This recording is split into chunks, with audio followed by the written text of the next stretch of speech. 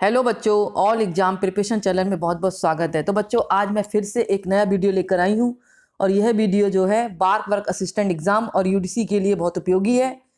और यह एक मॉक टेस्ट है। इससे पहले मैंने 6 पार्ट डाल दिए हैं। जो बच्चे पहली बार देख रहे हैं वो मेरी प्ले लिस्ट में जाकर देख सकते हैं। उनको इन वीडियो का बहुत ही लाभ मिलेगा। और बच्चों, वीडियो स्टार्ट करने के पहले मैं कहना चाहूँगी, अगर ये मेरे वीडियो आपको पसंद आ रहे हैं तो प्लीज़ लाइक ज़रूर करें। अगर आप लाइक करेंगे तो मैं मोटिवेट होकर इसी प्रकार आपको अन्य वीडियो बनाकर और भी डालूंगी।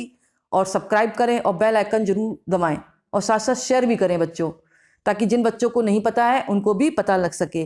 तो बच्चों, मैं यहाँ एक बात कहना चाहूँगी कि कल मैंने किसी कारण वीडियो नहीं बनाया था, तो मैंने आज उसके कंटेंट में दुगने क्वेश्चन डाल दिए हैं। तो यहाँ पढ़ते हैं बच्चों। यहाँ पर पहला क्वेश्चन है, एक बहुकोशिकीय जीव डैश द्वारा बढ़ता है।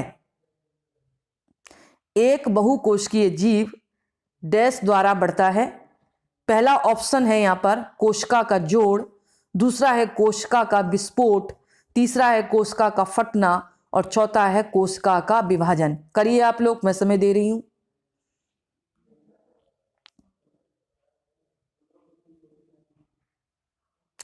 एक बहुकोशिकीय जीव डैश द्वारा बढ़ता है। पहला है कोशिका का जोड़, दूसरा है कोशिका का विस्फोट, तीसरा है कोशिका का फटना और चौथा है कोशिका का विभाजन। करिए आप लोग। ठीक है बच्चों, इसका आंसर बताती हूं। इसका आंसर है कोशिका का विभाजन। नेक्स्ट है बच्चों, एक फूल में पुरुष यौन अंग डैश है। क्वेश्चन को समझेंगे। एक फूल में पुरुष यौन अंग है डैश।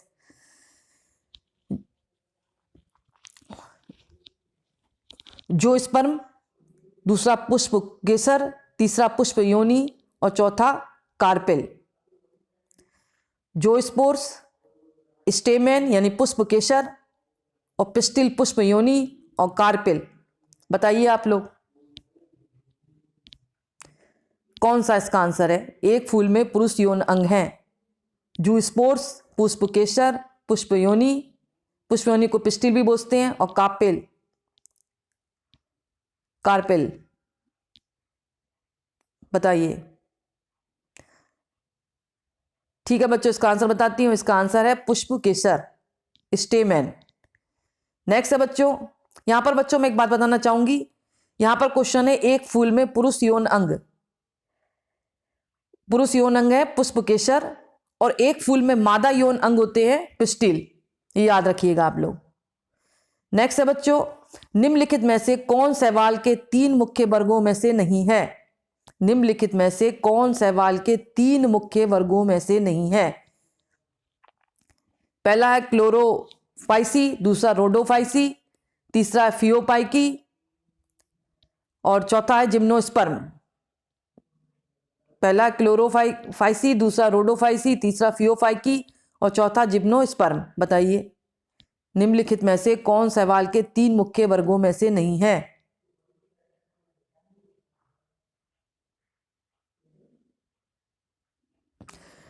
ठीक है बच्चों, इसका आंसर बताती हूं। इसका आंसर है जिम्नोस्पर्म। नेक्स्ट है बच्चों, मानव आवाज बॉक्स में कितने मुखर तार हैं। मानव आवाज बॉक्स में कितने मुखर तार हैं, वोकल कॉर्ड्स कितनी हैं। पहला ऑप्शन है 2, दूसरा 1, तीसरा ऑप्शन 3 और चौथा ऑप्शन है 4। बताइए मानव आवाज बॉक्स में कितने मुखर तार हैं। पहला 2, दूसरा 1, तीसरा 3, चौथा 4।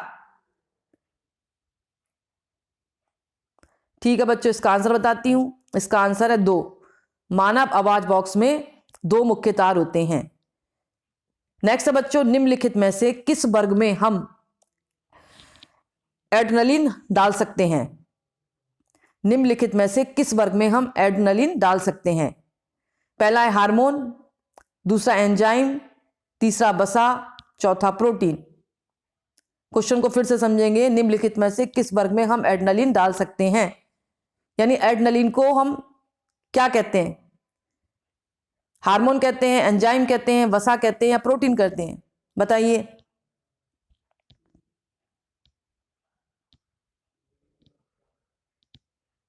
ठीक है बच्चों, इसका आंसर बताती हूं। इसका आंसर है हार्मोन, एडिनल हार्मोन होता है, तो इसका आंसर ये है। नेक्स्ट है बच्चों, मानव मस्तिष्क को कितने भागों में विभाजित किया गया है? पहला ऑप्शन 1, दूसरा ऑप्शन 2, तीसरा 3, चौथा 4।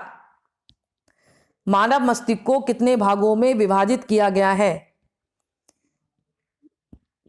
पहला ऑप्शन 1, दूसरा 2, तीसरा 3, चौथा 4। करिए आप लोग। ठीक है बच्चों, इसका आंसर बताती हूं। 3, मानव मस्तिष्क को 3 भागों में बांटा गया है। नेक्स्ट यहां पर बच्चों एक बात कहना चाहूंगी, जो मानव मस्तिष्क के 3 भाग हैं वो है, पहला होता है अग्र मस्तिष्क, दूसरा मध्य बिंदु, तीसरा हिंड ब्रेन। ये आप लोग याद कर लीजिए, क्योंकि क्वेश्चन इस पर भी आ सकता है कि मस्तिष्क के कितने भाग हैं नाम से। तो अग्र मस्तिष्क, मध्य बिंदु और हिंड ब्रेन, ये याद रखिएगा आप लोग। नेक्स्ट है बच्चों, पादप कोश का भित्ति मुख्य रूप से किसकी बनी होती है? पहला विटामिन, दूसरा प्रोटीन, तीसरा लिपिड और चौथा सेल्यूलोज। बताइए, पादप कोश का भित्ति मुख्य रूप से किसकी बनी होती है? पहला विटामिन, दूसरा ऑप्शन है प्रोटीन, तीसरा ऑप्शन है लिपिड, चौथा सेल्यूलोज। पहले खुद करने की कोशिश करें आप लोग, जिससे आपको पता लगेगा हमारी कितनी तैयारी है। ठीक है बच्चों, मैं बताती हूं इसका आंसर। इसका आंसर है लिपिड। नेक्स्ट है बच्चों, मानव शरीर में सबसे बड़ी ग्रंथि निम्नलिखित में से कौन सी है? मानव शरीर में सबसे बड़ी ग्रंथि निम्नलिखित में से कौन सी है? पहला ऑप्शन है अग्नाशय, दूसरा ऑप्शन गुर्दा, तीसरा थायराइड और चौथा यकृत। करिए पहले आप लोग। मानव शरीर में सबसे बड़ी ग्रंथि, पहला अग्नाशय, दूसरा गुर्दा, तीसरा थायराइड, चौथा यकृत। बताइए आप लोग।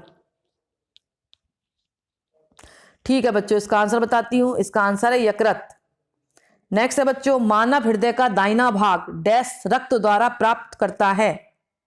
मानव हृदय का दाहिना भाग डैश रक्त प्राप्त करता है? पहला ऑप्शन है शुद्ध, दूसरा ऑप्शन है मिला हुआ, तीसरा इनमें से कोई नहीं और चौथा अशुद्ध। क्वेश्चन को समझो, मानव हृदय का दाहिना भाग डैश रक्त प्राप्त करता है? पहला शुद्ध, दूसरा ऑप्शन मिला हुआ, तीसरा ऑप्शन है इनमें से कोई नहीं, चौथा ऑप्शन है शुद्ध। ठीक है बच्चों, इसका आंसर बताती हूं। इसका आंसर है अशुद्ध। नेक्स्ट है बच्चों, निम्नलिखित में से किसका उपयोग अपच के इलाज के लिए किया जाता है?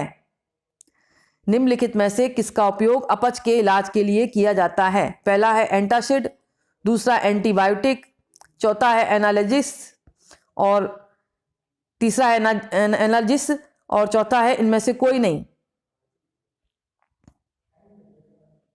पहला है एंटासिड, दूसरा एंटीबायोटिक, तीसरा एनाल्जेसिक और चौथा है इनमें से कोई नहीं। यानी निम्नलिखित में से किसका उपयोग अपच के लिए किया जाता है? पहले करिए आप लोग।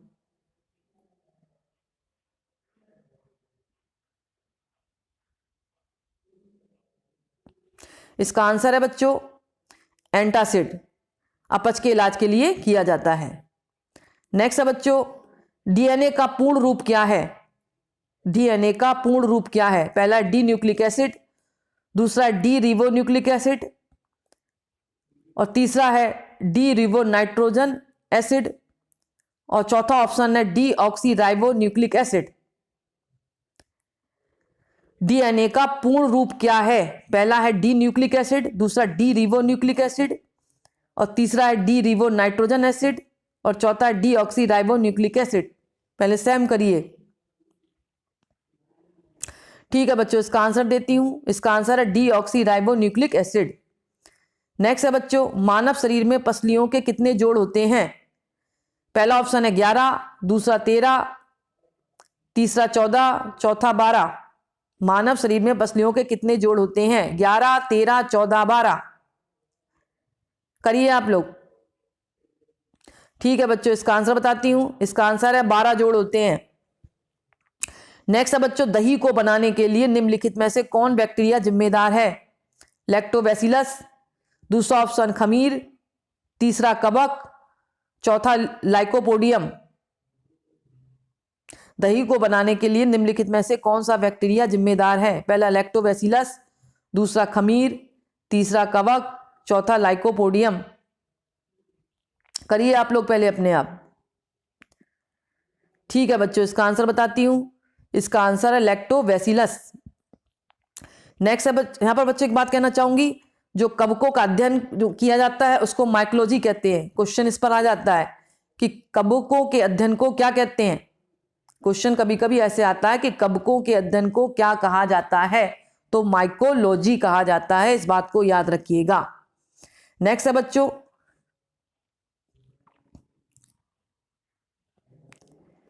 एलवेली मानव शरीर के निम्न में से किस प्रणाली से संबंधित है। एलवेली मानव शरीर की निम्न में से किस प्रणाली से संबंधित है। पहला है श्वसन प्रणाली, दूसरा प्रजनन प्रणाली, तीसरा संचार प्रणाली और चौथा उत्सर्जन प्रणाली। एलवेली मानव शरीर के किस प्रणाली से संबंधित है। श्वसन प्रणाली, प्रजनन प्रणाली और तीसरा संचार प्रणाली, चौथा उत्सर्जन प्रणाली। बताइए, करिए आप लोग। इसका आंसर है बच्चों पहला वाला, श्वसन प्रणाली। नेक्स्ट है बच्चों, निम्नलिखित में से किसका उपयोग ग्रेफाइट पेंसिल बनाने में किया जाता है। पहला कार्बन ब्लैक, दूसरा कॉक, तीसरा ग्रेफाइट और चौथा ऑप्शन दिया है कोयला। यानी निम्नलिखित में से किसका उपयोग ग्रेफाइट पेंसिल बनाने में किया जाता है। पहला कार्बन ब्लैक, दूसरा कॉक, तीसरा ग्रेफाइट, चौथा कोयला। करिए पहले आप लोग अपने आप। ठीक है बच्चों, इसका आंसर बताती हूं। इसका आंसर है ग्रेफाइट। नेक्स्ट है बच्चों, निम्नलिखित में से किसे सेल का पावर हाउस कहा जाता है। पहला है प्लास्टिड, दूसरा है कोशिका भित्ति, तीसरा है गोल्गी बॉडीज और चौथा है माइक्रोकॉन्ड्रिया। निम्नलिखित में से किसे सेल का पावर हाउस कहा जाता है। पहला है प्लास्टिड, दूसरा कोशिका भित्ति और तीसरा है गोल्गी बॉडीज और चौथा है माइक्रोकॉन्ड्रिया। ठीक है बच्चों, इसका आंसर बताती हूं। इसका आंसर है माइटोकॉन्ड्रिया। सेल का पावर हाउस माइटोकॉन्ड्रिया को कहते हैं। नेक्स्ट है बच्चों, निम्नलिखित में से सबसे बड़ा स्तनपायी कौन सा है। पहला ऑप्शन दिया है मानव, दूसरा ऑप्शन है गैंडा, तीसरा व्हेल, चौथा हाथी। निम्नलिखित में से सबसे बड़ा स्तनपायी कौन सा है। पहला मानव, दूसरा गैंडा, तीसरा व्हेल, चौथा हाथी। पहले सम करिए। ठीक है बच्चों, इसका आंसर देती हूं। इसका आंसर है व्हेल। नेक्स्ट है बच्चों, सूर्य से आने वाली यूवी किरणें प्रमुख रूप से किस कैंसर का कारण बनती हैं। पहला मुंह का कैंसर, दूसरा यकृत का कैंसर, तीसरा ऑप्शन है फेफड़े का कैंसर, चौथा ऑप्शन है त्वचा का कैंसर। सूर्य से आने वाली यूवी किरणें प्रमुख रूप से किस कैंसर का कारण बनती हैं। पहला मुंह का कैंसर, दूसरा यकृत का कैंसर, तीसरा फेफड़े का कैंसर, चौथा त्वचा का कैंसर। टाइम देती हूं, खुद करिए पहले। ठीक है बच्चों, इसका आंसर देती हूं। इसका आंसर है त्वचा का कैंसर। नेक्स्ट है बच्चों, बल की एसआई इकाई क्या है। बल की एसआई इकाई क्या है। वेट, न्यूटन, वॉयल या पास्कल।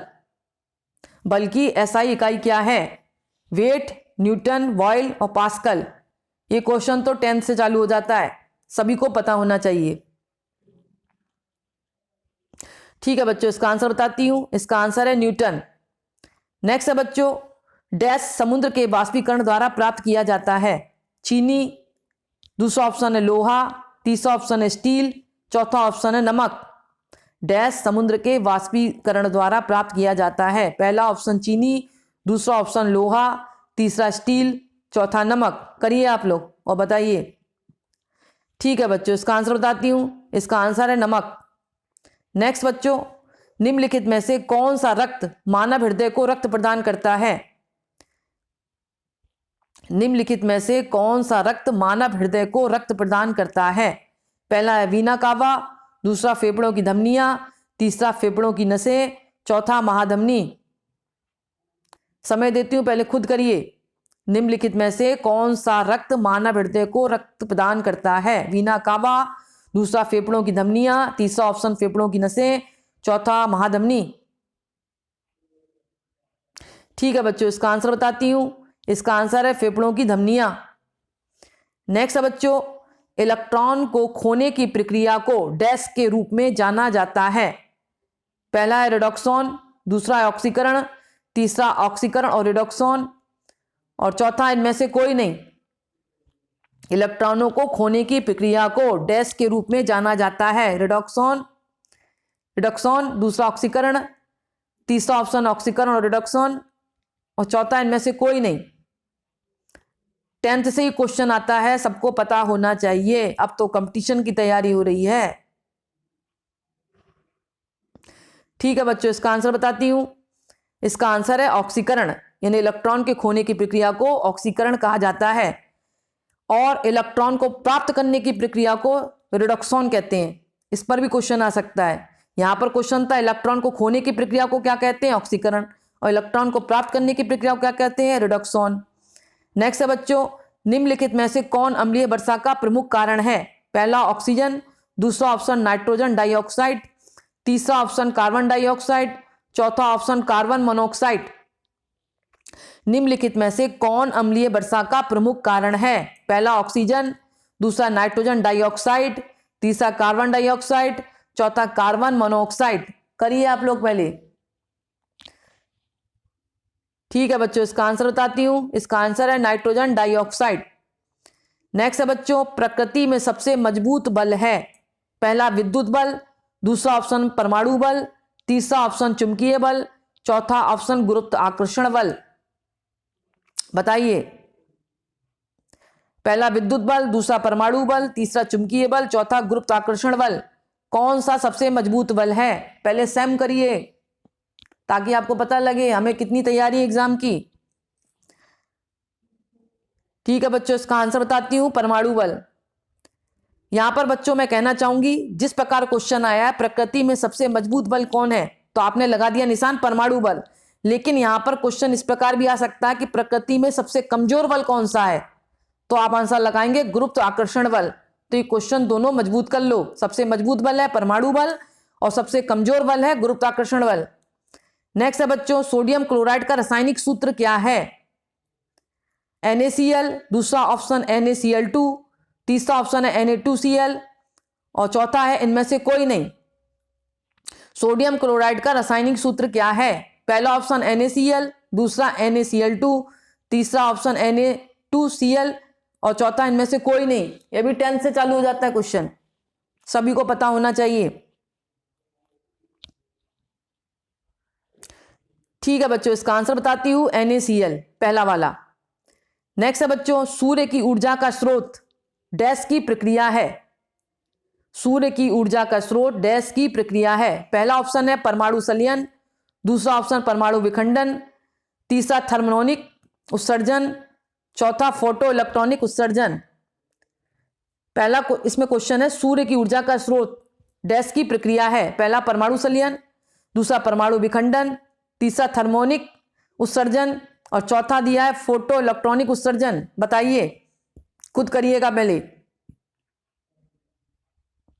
ठीक है बच्चों, इसका आंसर बताती हूं। इसका आंसर है परमाणु संलयन। नेक्स्ट है बच्चों, सोडियम बाइकार्बोनेट का सामान्य नाम क्या है।